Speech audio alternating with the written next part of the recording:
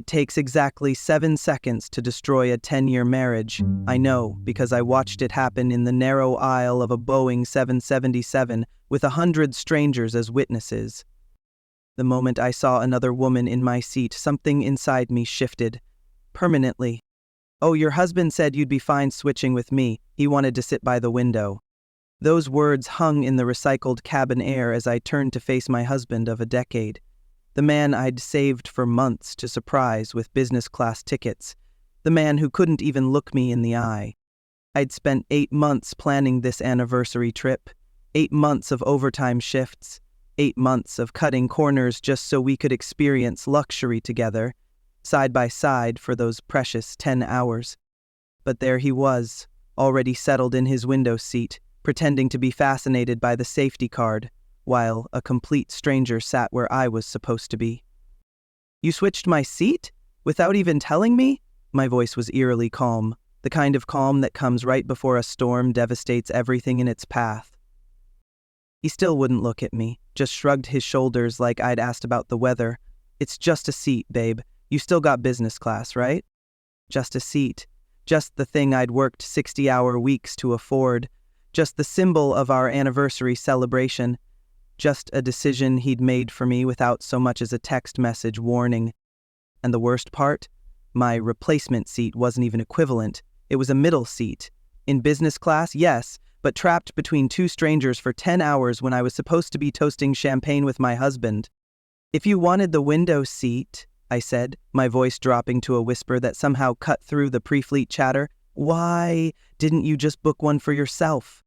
He laughed, actually laughed, like I was an unreasonable child throwing a tantrum in a toy store. "Come on, don't make this a big deal, it's just for a few hours." That laugh echoed in my ears as time seemed to slow down. Every passenger within earshot suddenly became very interested in their phones. The flight attendant a few rows up paused while pouring water, waiting to see what would happen next. I felt something cold and solid crystallize in my chest.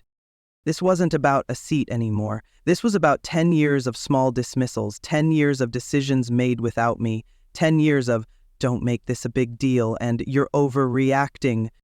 It was about every time he spoke over me, every time my wants were an afterthought, every time he assumed I'd just go along with whatever he decided. My hand tightened around the handle of my carry-on. "Enjoy your flight." 3 syllables, that's all it took. His smug expression faltered as I stepped back from the row. "What are you doing?" I didn't answer, just turned and walked away. "Babe?" His voice rose in pitch, tinged with the first notes of panic. "Babe, come on!"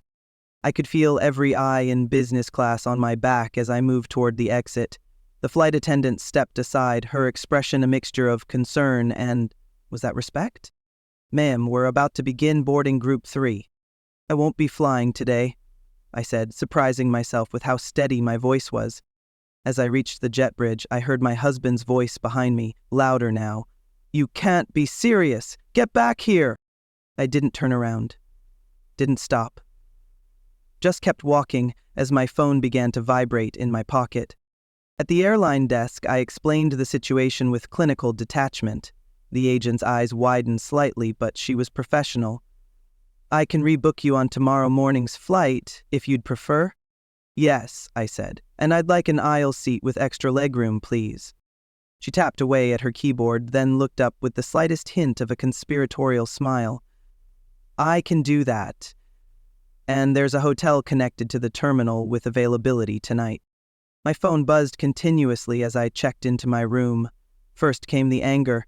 "I can't believe you're being this petty. You're making a scene over nothing. This is insane. Get back here now."